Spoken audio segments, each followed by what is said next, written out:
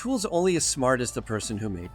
That's clear, right? So if the tool, you run a vulnerability scanner and it tells you this problem, this problem, this problem, this problem, and do I trust it? Well, I can send these to IT and tell them to fix it, and I can tell you anybody who's done that gets a certain number back saying there's nothing wrong. This isn't a problem. We don't even have that service. I don't know what went wrong. I don't know why you think this is a problem. Can you send me a proof of concept? So a lot of the higher end pen testing companies will run scanners and then just as an edge, and then they'll proof them, right? They'll go through and see if these are valid. Now, the other problem with that though is that you have new generations of security testers who do this and they don't really understand the answers coming back, a lot of times because they don't have the long networking experience or background. So one of the things we find is a lot of them don't actually know what the answers they're getting from traceroute really are factually. Like, what does this factually mean and how can this help me?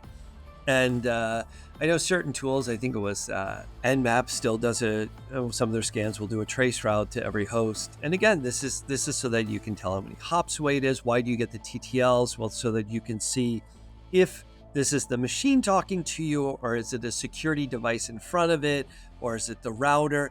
And there's a lot of this kind of information that's lost, and it doesn't really get into automation because it's a little bit complicated.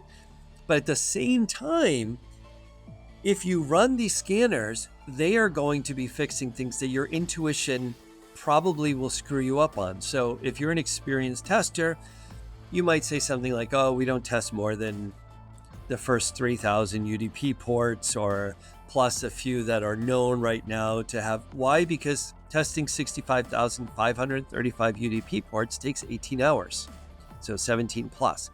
Due to ICMP rate limiting, you get one reply a second. Now, a lot of this has been sped up in order to, I think Unicorn Scan did it first, in order to give you only test the UDP services.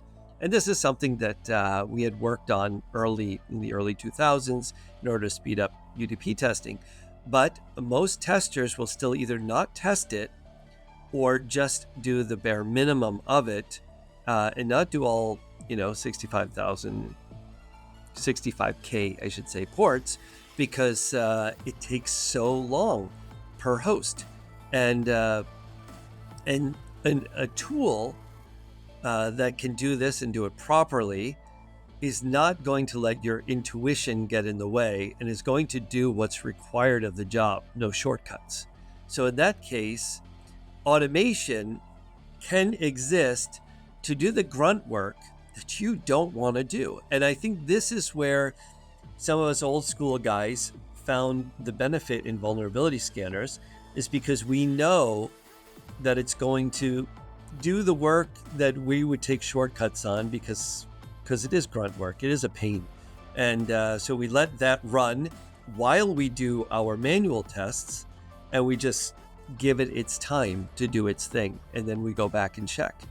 So again, automation, not bad per se.